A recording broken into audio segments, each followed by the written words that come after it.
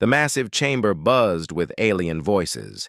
Thousands of creatures from across the galaxy sat in floating seats that moved slowly around the curved walls. Some had wings, others had tentacles, and many looked like nothing Han Wu had ever seen before. The air smelled like metal and strange spices that made his nose twitch. Han Wu sat perfectly still in the human section. His dark suit looked simple compared to the bright colors and flowing robes worn by other ambassadors. Next to him, Captain Li Sun shifted in her chair. Her military uniform was neat and clean, but Han Wu could see the tension in her shoulders. At the center of the great chamber, Council Prime Velthar raised one of his four arms. The insect-like creature's voice boomed through speakers that translated his words into hundreds of languages. The buzzing and clicking stopped as every being in the room turned to listen. "We gather today to address a serious matter," Velthar said. His large compound eyes reflected the lights of the chamber. "The human species has become a problem that we can no longer ignore." Han Wu felt Li Sun tense beside him, but he kept his face calm. He had expected this day would come. For months, whispers had followed him through the corridors of Nexus Station. Other ambassadors would stop talking when he walked by.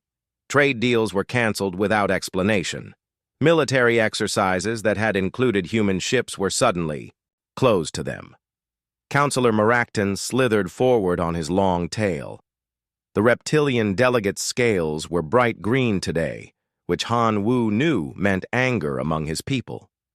Maracton had never liked humans, and now his chance had come to speak against them. "Honored members of the council," Maracton hissed, his forked tongue flicking out between words. "For 50 years, we have watched the humans spread across space, like a disease. They build weapons when we speak of peace. They fight when we ask for calm. They question when they should obey." Several alien voices rumbled agreement. Han Wu noticed that none of the sounds came from species that had worked closely with humans. The Zephyrians, who had helped human colonies set up their first farms, were silent. The Christek, who had taught humans how to navigate hyperspace, said nothing. Velthar's wings buzzed softly. "The evidence is clear. Human colonies have tripled in number over the past decade. Their military ships grow stronger each year. Their scientists create technologies that we have deemed too dangerous for general use. They refuse to follow the guidelines that have kept our galaxy peaceful for 1,000 years. A hologram appeared in the air above the council floor. It showed star charts with red dots marking human worlds. There were so many red dots that they looked like a spreading rash across several star systems. "Look at this expansion," Maracton said, pointing at the display with one clawed hand. "No species in council history has grown so fast. They consume resources without asking permission. They terraform planets that other species might need in the future. They act as if they own whatever they can reach." Han Wu wanted to speak, but he knew this was not his time yet. The council had rules, and breaking them would only make things worse. He watched as more aliens stood to voice their complaints against humanity. A tall, thin creature with silver skin spoke about human trading practices. "They negotiate too aggressively. They refuse deals that would benefit the greater galactic community. They think only of their own profit." A floating, jellyfish-like being pulsed with angry colors as it complained about human scientific research. "They study things that should be left alone. Black holes, quantum mechanics, weapons technology. They have no respect for the dangers they might unleash." Li Sun leaned close to Han Wu and whispered, "They're afraid of us." Han Wu nodded slightly but said nothing. Fear was exactly the problem. Humans had joined the Galactic Council 50 years ago as a junior species, expected to follow the rules set by older, more established civilizations. But humans had never been good at following rules they didn't understand or agree with. The complaints continued for another hour. Every few minutes, the holographic display changed to show new evidence of human aggression: military exercises, colony ships, research stations, trade routes. Everything humans did was presented as a threat to galactic peace. Finally, Velthar raised his arms again. The Council has reached a decision. We offer the human species one final chance to prove they can be trusted members of our community. A new hologram appeared, this one showing a list of demands written in the common galactic script. Han Wu read through them quickly, his face never changing expression. First, Velthar announced, all human military vessels must be surrendered. To Council oversight, your defense forces will be limited to what the Council deems necessary for basic protection. Li Sun's hand moved instinctively toward her sidearm, but Han Wu caught her eye and shook his head slightly. Second, all human colonies beyond your home system of Sol must accept Council governance.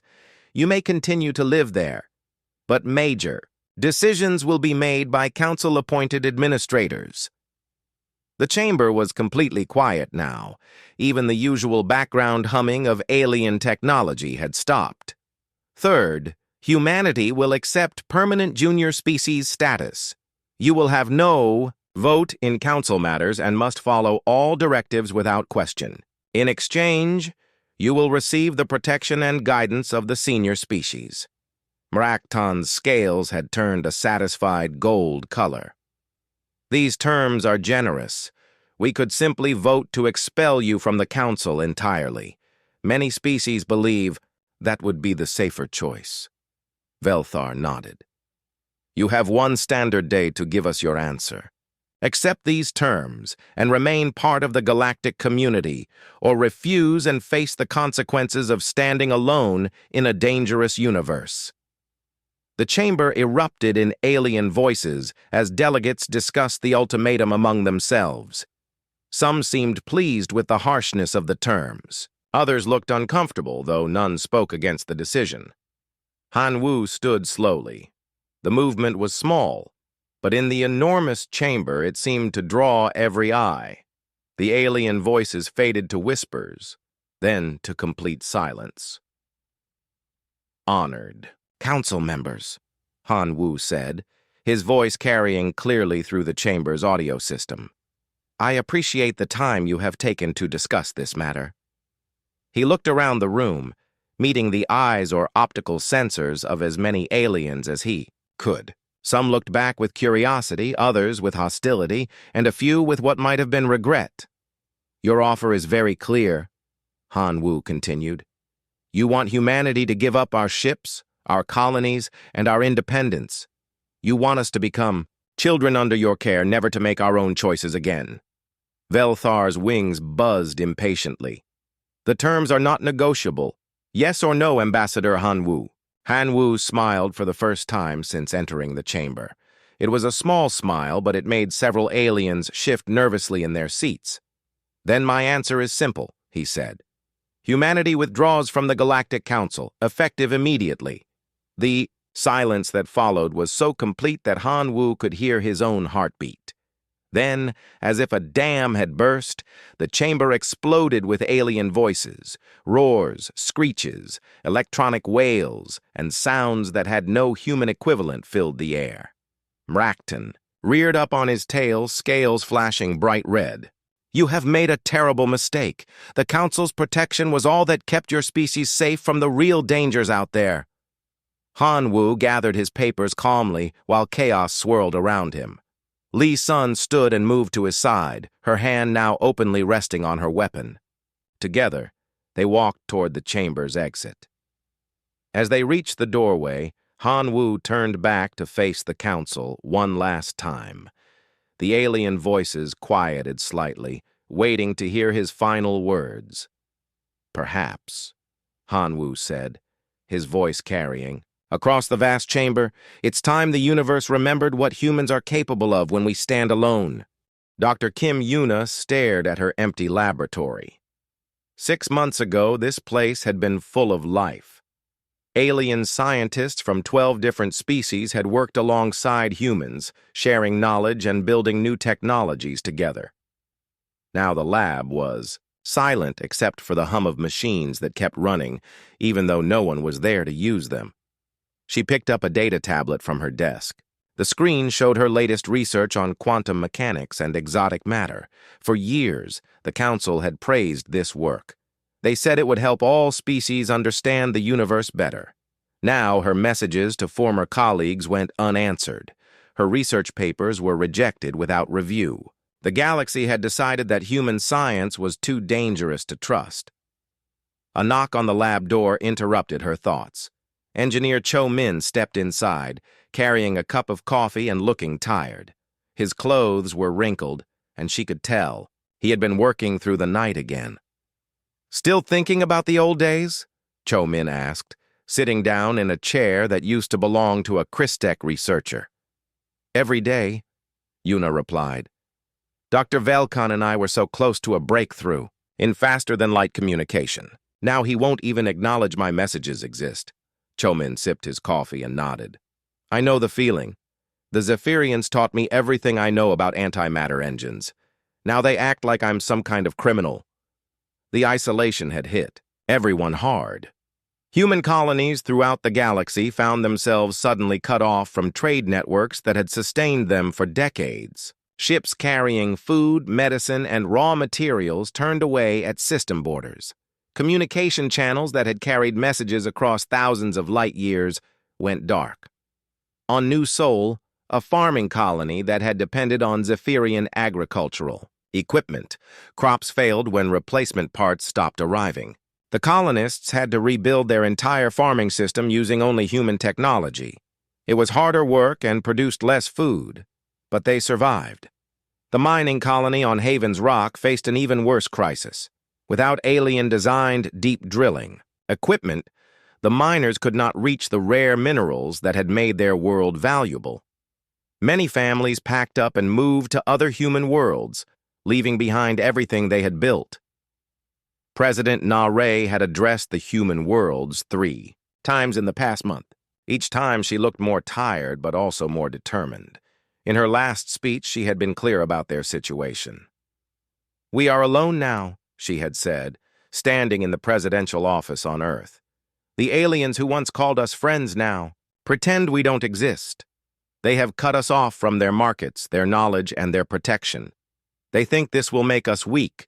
They think we will come crawling back, begging to accept their terms."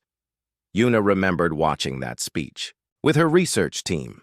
Some of the younger scientists had looked scared. A few had even suggested that maybe they should negotiate with the Council, accept some kind of compromise. "But they don't understand what they've done," President Narration had continued. "For 50 years, we followed their rules. We held back our research because they said it was too dangerous. We limited our expansion because they said it was too fast. We softened our military because they said we were too aggressive. Now we are free to be what we really are." Admiral Park Dong had been busy since that speech. Reports from across human space told the same story. Shipyards that had been building peaceful cargo vessels were now producing warships. Factories that had made consumer goods were switched to military production. Research centers that had focused on safe, council-approved science were diving into projects that aliens had forbidden. Cho Min finished his coffee and pulled out his own tablet. The screen showed blueprints for a new type of spacecraft. It looked nothing like the smooth, elegant ships favored by council species. Instead, it was angular and aggressive, covered with weapon mounts and armor plating. "What do you think?" he asked, turning the tablet so Yuna could see the design better. She studied the blueprints carefully. The ship used principles that the Council had always discouraged. Its engines pushed matter and energy in ways that alien engineers considered unsafe. Its weapons systems were designed to cause maximum damage rather than disable enemy vessels. "Cleanly. It's completely against Council design standards," Yuna said finally. Cho Min grinned. "Exactly. No alien engineer would ever build something this dangerous. They're too careful, too afraid of what might go wrong. But humans? We've always been willing to take risks that others won't." The new ship designs were just the beginning.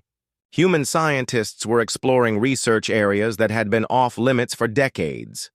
Military researchers studied black hole physics to develop new weapons.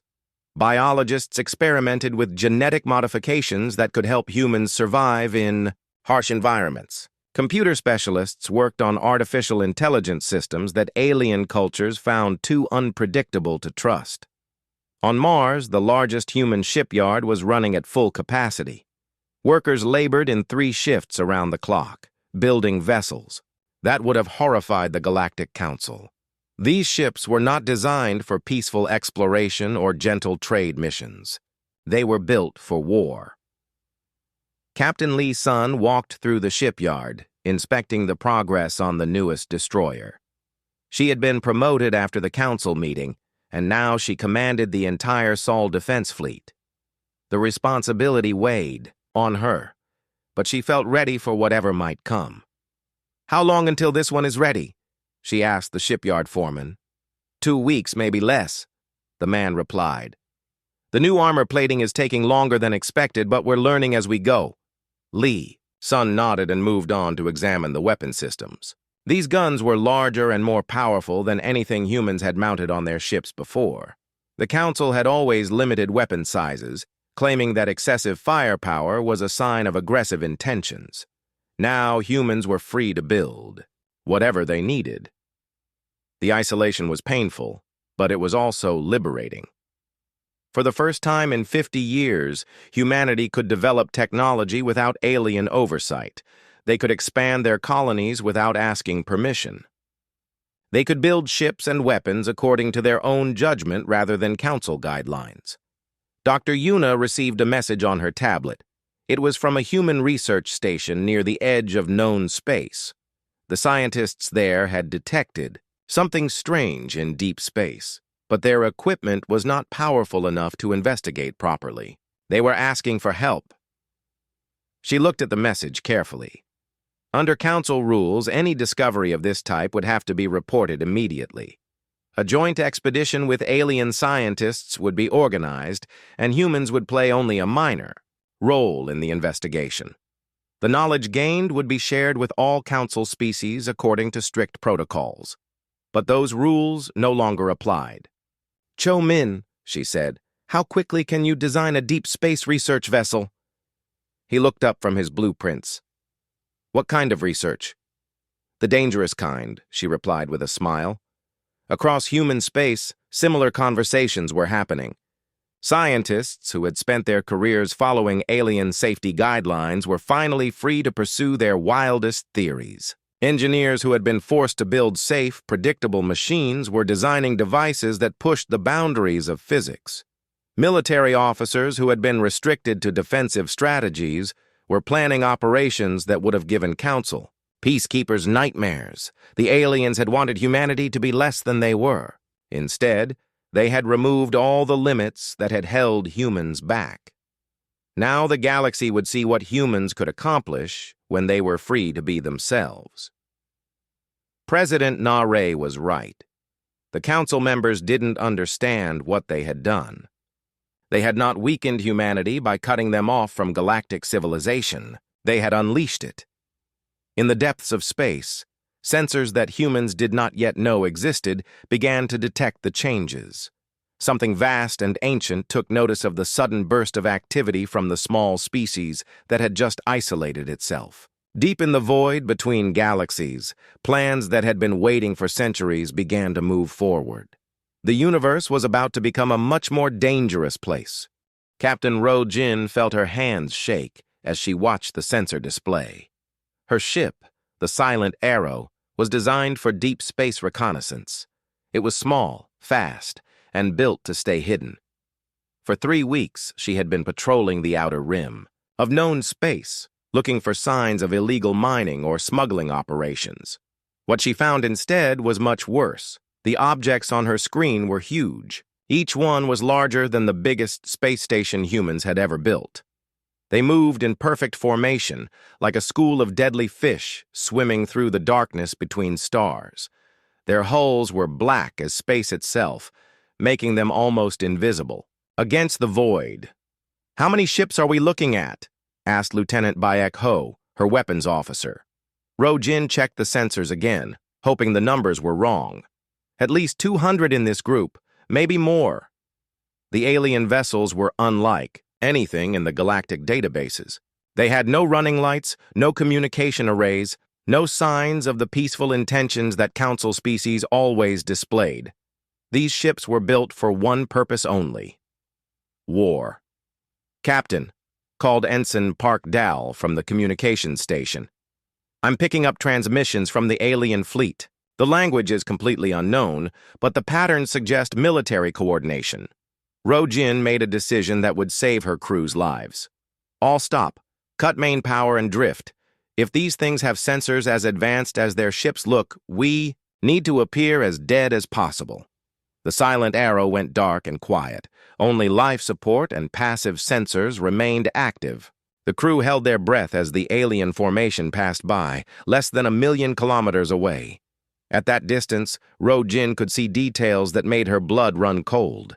The alien ships bristled with weapon systems, not the clean, efficient weapons preferred by Council species, but massive guns and missile arrays that spoke of overwhelming firepower. Some ships carried what looked like planet-cracking devices.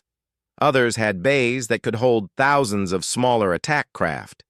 But the worst part was not the weapons. It was the scars. Every ship in the formation showed signs of battle damage. Blast marks, patched hull breaches, and sections that had been rebuilt with different materials. These vessels had seen serious combat, and they had survived it. They were veterans of wars that the peaceful Galactic Council could never imagine. "Lieutenant Bayek," Rojin whispered, "start recording everything. Full spectrum analysis. If we don't make it back, someone needs to know what we saw." The alien fleet took 6 hours to pass completely. By the time the last ship disappeared into hyperspace, Rojin's crew was exhausted from the stress of staying hidden, but their ordeal was not over yet. "Captain," Ensign Park reported, his voice tight with fear, "long-range sensors are detecting more formations, similar size, heading in different directions." Rojin felt sick. This was not a single fleet. It was an invasion force spread across dozens of star systems, all moving toward the heart of galactic civilization. The outer rim worlds would be hit first, followed by the major trade routes, and finally the core systems where billions of aliens lived in peaceful ignorance.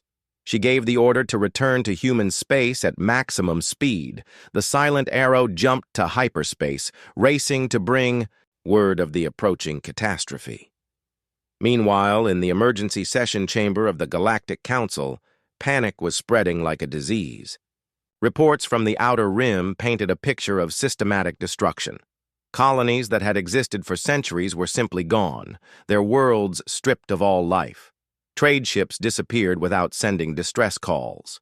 Communication relays went silent one by one. Council Prime. Velthar's wings buzzed with agitation as he addressed the assembly. "Fellow council members, we face a crisis unlike any in our recorded history.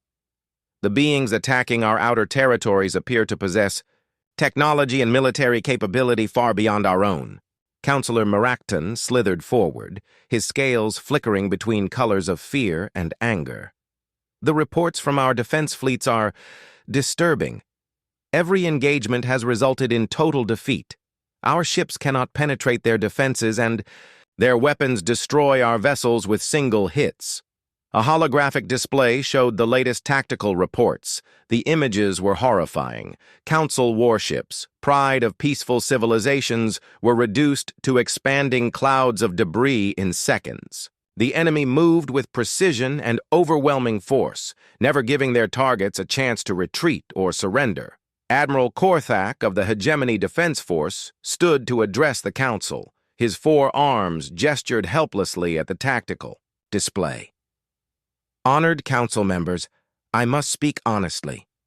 Our military forces are not prepared for this type of conflict. For 1,000 years, we have focused on peacekeeping and defense against pirates. These invaders fight total war." The words hung in the air like a death sentence. Council species had grown soft during their long peace. Their weapons were designed to disable rather than destroy. Their tactics focused on minimal casualties and diplomatic solutions. Their crews had never faced an enemy that wanted nothing but complete annihilation. Dr. Yethrun, the Council's chief scientist, activated a new display showing analysis of the enemy technology. We have managed to recover some debris from destroyed enemy scouts. Their material science is centuries ahead of our own. Their energy weapons operate on principles we barely understand. Most concerning, they appear to have found ways to counter every defensive technology we possess. Velthar's compound eyes reflected the horror of their situation. How is this possible? Our civilization has stood for millennia. We have overcome every challenge through cooperation and wisdom. Because, came a new voice from the chamber entrance, you have forgotten that the universe is not a peaceful place. Every being in the chamber turned to see Ambassador Han Wu walking calmly down the central aisle. He was flanked by Captain Li Sun and 2 other human officers. Their presence caused a stir of confusion and desperate hope among the alien delegates. Mrakton reared up on his tail, scales flashing red with anger and humiliation. You have no right to be here. Humanity rejected the Council's protection. Han Wu reached the speaker's platform and looked up at the assembled aliens. Many of them had supported the ultimatum that drove humans away. Now they stared at him with desperation, poorly hidden behind diplomatic courtesy. We intercepted Captain Rojin's report before she reached human space, Han Wu said calmly. We know about the Void Collective. The name sent a wave of confused murmurs through the chamber.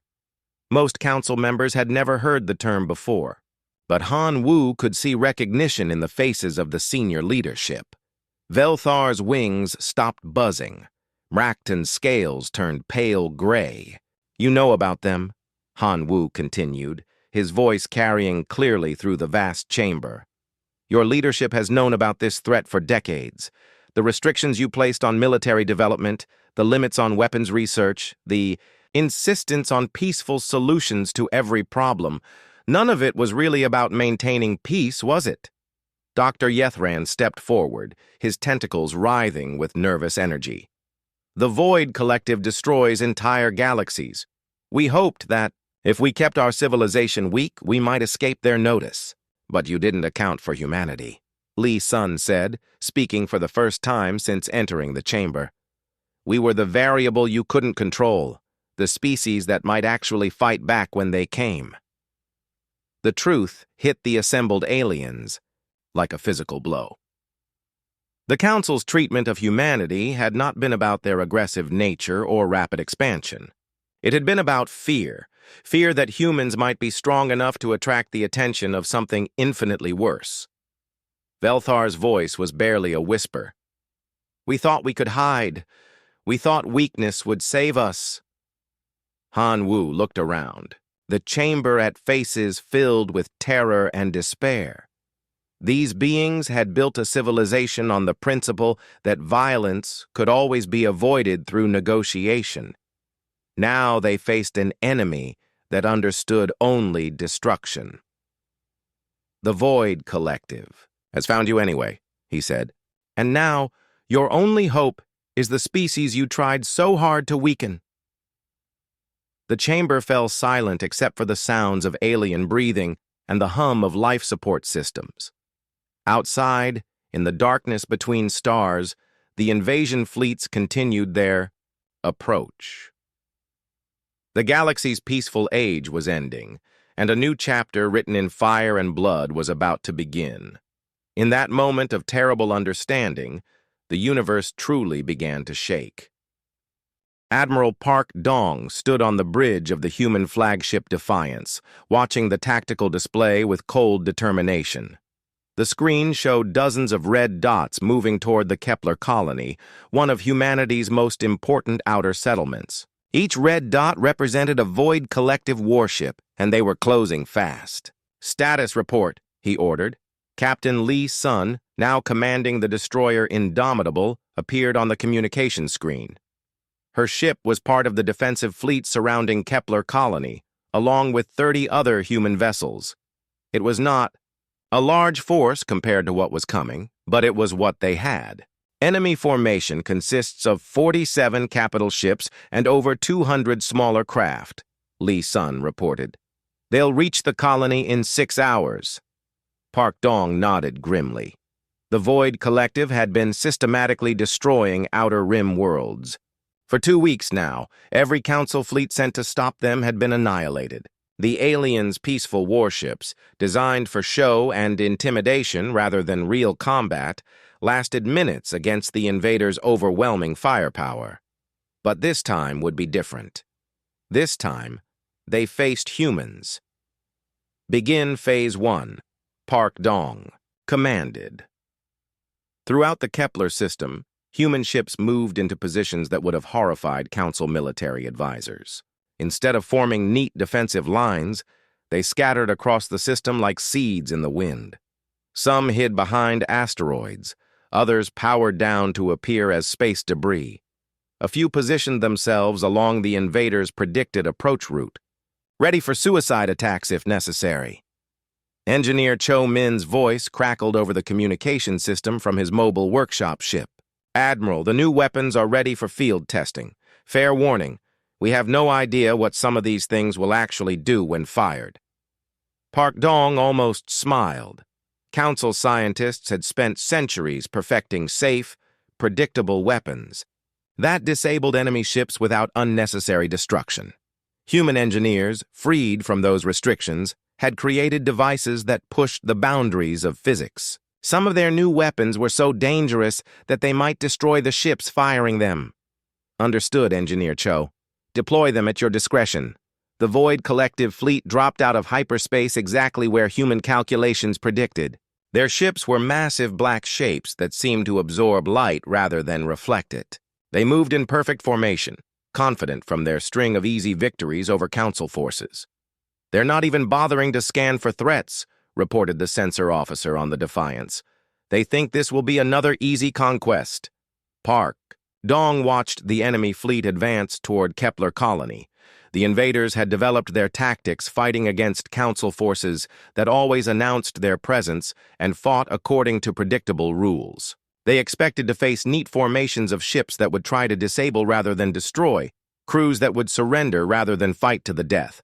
They were about to learn that humans fought differently. All units, execute Thunder Run, Park Dong ordered. The human ships that had been hiding among the asteroids suddenly came to life. Their engines blazed as they accelerated toward the Void Collective formation at speeds that would have been considered reckless by Council standards. Instead of trying to engage the enemy fleet directly, they aimed for the space between the enemy ships. Dr. Kim Yuna's research had made this possible. Her work on exotic matter and quantum mechanics, once dismissed by the Council as too dangerous, had led to the development of weapons that could tear holes in space itself. The human ships racing through the enemy formation were not trying to fight the Void Collective vessels. They were trying to get close enough to deploy reality-warping devices that would turn physics into a weapon. The first quantum mine detonated between 2 enemy dreadnoughts. Space itself seemed to twist and buckle, creating a gravitational anomaly that pulled both massive ships together with irresistible force. They collided with an explosion that lit up the entire system. "Direct hit!" shouted the weapons officer on the Indomitable. 2 enemy capital ships destroyed! But the Void Collective was not defenseless. Their return fire was devastating. Human ships that had survived the approach run were vaporized by energy beams that cut through their armor like paper. The Courage, a human cruiser, simply disappeared in a flash of superheated plasma. "We're losing ships fast," Lee Sun reported. "But we're hurting them too." Engineer Cho Min's experimental weapons were proving their worth in the most violent way possible. His gravity crushers turned enemy ships inside out. His quantum torpedoes created miniature black holes that consumed everything nearby. His reality. Scramblers made enemy weapons fire at their own ships. The battle was chaos like the galaxy had never seen. Human tactics were completely unpredictable. Ships would appear from behind asteroids, fire weapons that bent the laws of physics, then disappear again before the enemy could respond. Some human vessels rammed enemy ships at near light speed, turning themselves into relativistic weapons. Others deployed boarding pods filled with Marines who fought hand-to-hand battles in the corridors of alien ships. Commander Beck Su led one such boarding party onto a Void Collective command ship. His team of 20 Marines faced creatures that looked like living nightmares, beings of metal and flesh fused together into forms designed only for killing. The aliens were stronger and faster than humans, but they had never faced opponents who refused to retreat even when outnumbered. "Push forward!" Beck Su shouted as his team fought through the ship's corridors. "Take their bridge!" The battle aboard the enemy ship was brutal. Human Marines used weapons that the Void Collective had never encountered. Plasma rifles that burned through their armor, gravity hammers that crushed their bones, neural disruptors that shut down their nervous systems. When their weapons ran out, the humans fought with knives, fists, and anything else they could find. Back in space, the main battle continued to rage. The Void Collective had superior numbers and firepower, but they could not adapt to human tactics quickly enough. Their ships were designed to fight in formation against predictable enemies. Human ships attacked from all directions at once, using weapons that obeyed no known laws of warfare. Park Dong watched the tactical display with growing hope. They were still outnumbered 3-1, but the enemy formation was breaking apart. Void Collective ships were colliding with each other as their sensors were blinded by quantum distortions. Their communications were jammed by devices that created random noise in subspace. Their command structure was falling apart as human boarding. Parties captured or destroyed their command ships. "Admiral," reported the communications officer, "we're receiving a message from the enemy fleet. It's a retreat order." For the first time in the battle, Park Dong allowed himself to smile.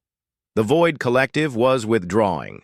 The unstoppable force that had crushed every Council fleet was running from a smaller group of human ships. "Let them go," he ordered, "but track their course. We need to know where they're regrouping." As the surviving enemy ships jumped to hyperspace, Park Dong looked at the aftermath of the battle. Half the human fleet was gone, destroyed in the desperate fight. But they had proven something important. The Void Collective could be beaten.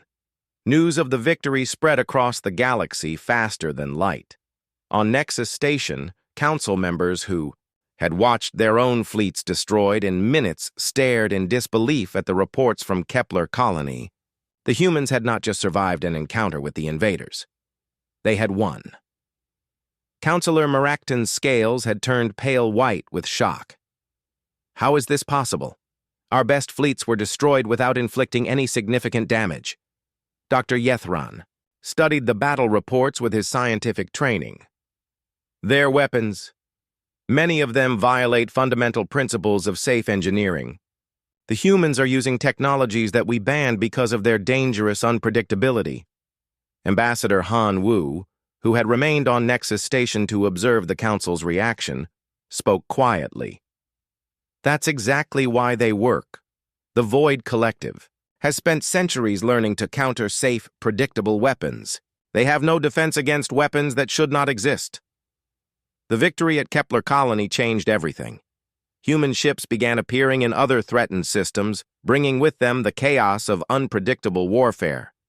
The galaxy watched in amazement as the species they had dismissed and isolated became their only hope for survival. But Park Dong knew this was just the beginning. The main Void Collective fleet was still out there, and they would be learning from this defeat. The next battle would be much harder. The message from the Galactic Council arrived at exactly 0600 hours, ship time. Admiral Park Dong read it 3 times before he fully understood what the aliens were asking. After months of silence, after cutting off all contact and trade, after treating humanity like a dangerous disease, the Council had sent a single word: "Please." Captain Lee Sun stood beside him on the bridge of the Defiance, watching the tactical display that showed the approaching disaster. The Void Collective's main fleet was heading directly for Nexus Station, the heart of galactic civilization. Every ship they possessed, every weapon they had built during their conquest of the Outer Rim was converging on the Council's capital. "How many?" Park Dong asked his sensor officer. "Over 3,000 ships, Admiral, including their new command vessels, things the size of small moons." Lee Sun shook her head in amazement.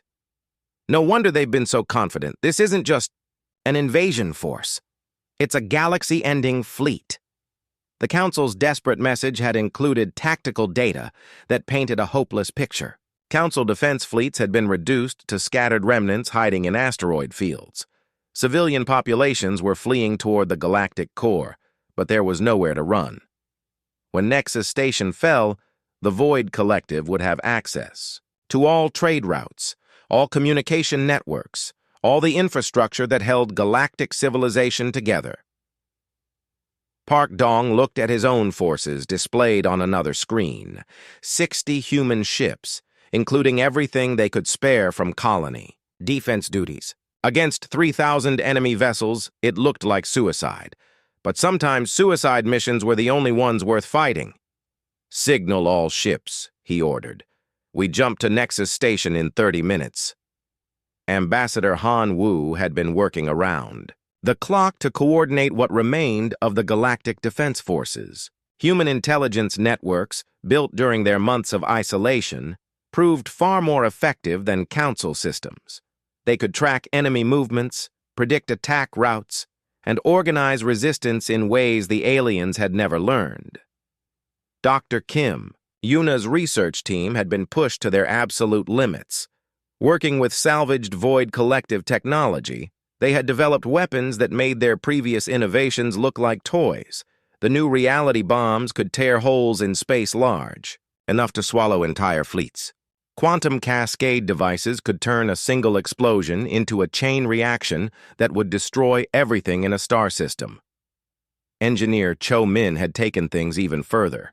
His latest creation was so dangerous that he had built only one prototype. He called it the Universal Reset device, and even he was not completely sure what would happen when it was activated.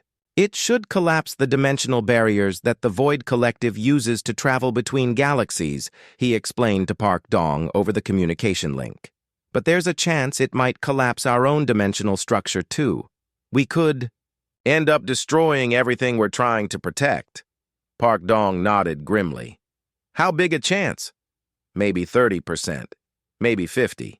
I honestly don't know. It was the kind of weapon that Council scientists would never have built, not because they lacked the knowledge, but because the risks were too great. Only humans were desperate enough, or crazy enough, to create something that might destroy their own galaxy while saving it.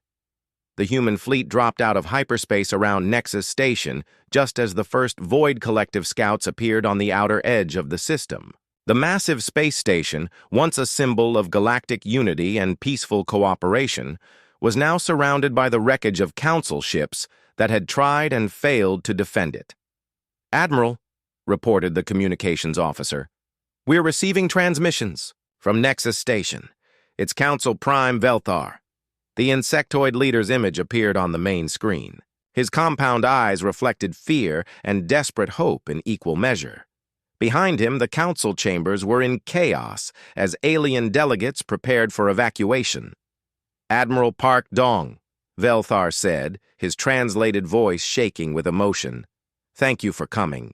I know we have no right to ask for your help after what we did to your species." "You're right," Park Dong replied calmly. "You have no right, but we're not here for you. We're here because someone has to stop them." The main Void Collective fleet began emerging from hyperspace like a plague of metal locusts. Their ships blotted out the stars, turning the space around Nexus Station into a forest of hostile metal. The command vessels were indeed the size of small moons, bristling with weapons that could crack planets. Commander Baek Su, now leading humanity's elite strike force, received his final orders. "Your job is to get aboard their primary command, ship and plant engineer Cho's device. Once it's activated, you'll have maybe 10 minutes to get clear before the dimensional barriers collapse." And if we don't make it out? Baek Su asked. Then you'll have saved the galaxy, Park Dong replied. The battle began with a coordinated assault unlike anything the Void Collective had faced. Human ships attacked from every direction at once, using tactics that bordered on insanity. Some vessels flew directly into enemy formations, detonating reality bombs that created tears in space itself. Others launched boarding pods at relativistic speeds, turning their marines into living missiles. Captain Lee Sun led a squadron of destroyers in a desperate charge against one of the moon-sized command ships. Her weapons, upgraded with technology, reverse-engineered from captured Void Collective vessels, tore through enemy defenses that should have been impenetrable. "Target their dimensional anchors," she ordered as the indomitable dove between massive weapon turrets. "If we can cut their connection to the Void, they'll be trapped here." Dr. Kim Yuna's reality weapons were changing the nature of space combat itself. Quantum torpedoes created zones where physics worked differently, turning enemy ships inside out or aging them millions of years in seconds. Gravity wells appeared and disappeared randomly, pulling Void Collective vessels out of formation and into collision courses with each other. But even with all their innovations, the humans were still vastly outnumbered. For every enemy ship they destroyed, 2 more took its place. The Defiance shook under repeated hits as its shields failed and its armor melted under alien energy beams. "Admiral," called the damage control officer, "we're losing life support on decks 5 through 8. Engine power is down to 40%. Park Dong gripped his command chair as another explosion rocked the ship. Around Nexus Station, human vessels were disappearing in flashes of light. They were buying time with their lives, but time was running out. Then Commander Baek Su's voice crackled over the communication system. "Device is in position. Activating in 60 seconds. The universal reset device began charging, drawing power from the quantum fluctuations in space itself. Baek Su and his team fought their way back through corridors filled with dying Void Collective warriors, racing against time to reach their extraction point. 30 seconds to activation, Baek Su reported. "We're not going to make it to the landing bay." "Then find another way," Park Dong ordered. That's what humans do. The device activated with a sound that seemed to come from everywhere and nowhere at once. Reality twisted as dimensional barriers began to collapse. The Void Collective ships, dependent on their connection to the space between galaxies, found themselves suddenly cut off from their source of power. Massive command vessels that had seemed invincible began to drift powerless through space. Smaller ships simply vanished as their dimensional drives failed catastrophically. Throughout the enemy fleet, panic spread as beings that had conquered entire galaxies found themselves trapped and helpless. But the device's effects were not limited to the invaders. Space itself began to buckle and warp as the dimensional collapse spread outward from the point of activation. Stars flickered as reality struggled to maintain its structure. "It's working too well," Dr. Kim Yuna reported from her research vessel. "The cascade effect is not stopping. At this rate, it will consume the entire galaxy within days." Park Dong made the hardest decision of his life. "All ships, abandon Nexus Station. Full retreat to minimum safe distance." "What about Commander?" "Baek Su's team?" Lee Sun asked. "They knew the risks," Park Dong replied quietly. But Baek Su had not given up. Using captured Void Collective technology and pure human stubbornness, his team had found a way to survive in the collapsing dimensional field. They emerged from the dying command ship in a stolen enemy shuttle, riding the quantum wake of the universal reset device like surfers on a wave of twisted space-time. The dimensional collapse finally stabilized, leaving behind a zone of altered space that no ship could enter. The Void Collective fleet was trapped inside, cut off from their home dimension and slowly dying as their exotic technology failed. The galaxy was safe, but the cost had been enormous. Half of Nexus Station was gone, consumed by the dimensional anomaly. Dozens of human ships had been lost in the fighting. The space around the station would remain dangerous for centuries, a permanent scar where reality had been wounded. In the aftermath, as rescue ships searched for survivors and engineers tried to understand what had happened, Ambassador Han Wu addressed the reformed Galactic Assembly. "You wanted us to be less human," he said, looking out at faces that now showed respect instead of fear.